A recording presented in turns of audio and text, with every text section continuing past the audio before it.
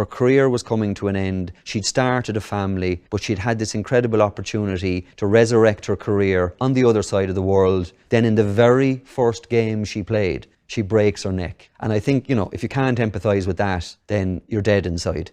When you talk about what you're going to get from a diary or from an article or from an interview, well, you never actually know until it's actually there and you're getting it.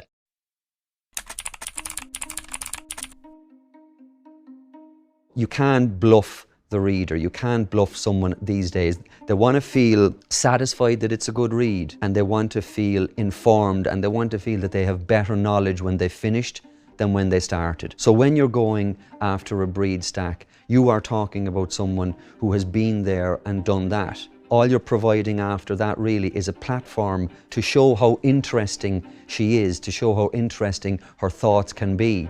As the match started and the match progressed, I was playing really, really well for the team. I played 70 plus minutes where I was involved in, plenty tackles, plenty contact. And, I was really, really enjoying the game, to be honest. I was just so prepared to get stuck in from the very, very start. And as I said, 70 plus minutes passed, and then, unfortunately in the last minute of the game, there was unfortunate contact made with an Adelaide Crows player. I felt an unbelievable surge of pain up through my neck and down my right arm, which transpired that I had fractured my C7 vertebrae. So I knew immediately that something was wrong. I've never felt pain like it. For it to all kind of come to a head there in that last minute was very, very unfortunate.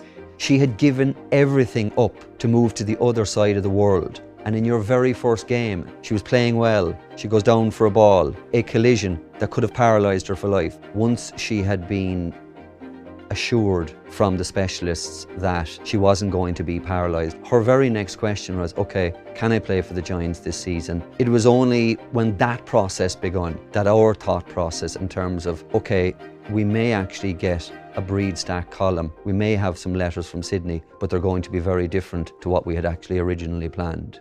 It was now something actually, I would say, far more engaging, far more interesting, because you now had a famous Irish sportswoman on the other side of the world who had been millimetres from paralysis, who had taken knock after knock, now in a race to get back, to fulfill her dream, to make the whole expedition worthwhile. I just felt I needed to get it out, or I was just going to explode over in Australia, because there was a different narrative, I suppose, being cast over there, and I just wanted to get my piece across. And I knew, as I said, that I was coming to a safe, reputable environment with the Irish Examiner, so I felt like a weight was lifted off my shoulders after I had done that first piece.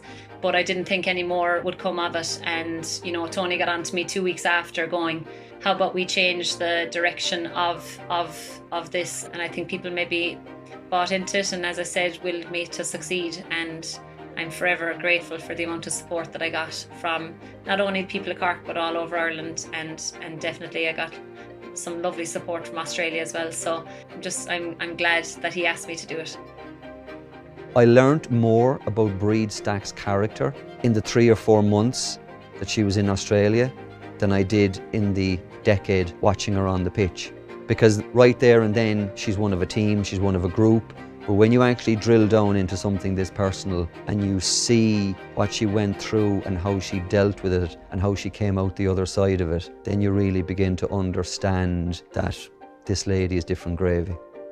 The Bríd Stacks and the Anthony Daly's and the Eamon Fitzmaurice's and the Ronan O'Gara's and the Ruby Walsh's are one element, and then we have a really, really good team of our own staff writers who, really are at the core of what we do.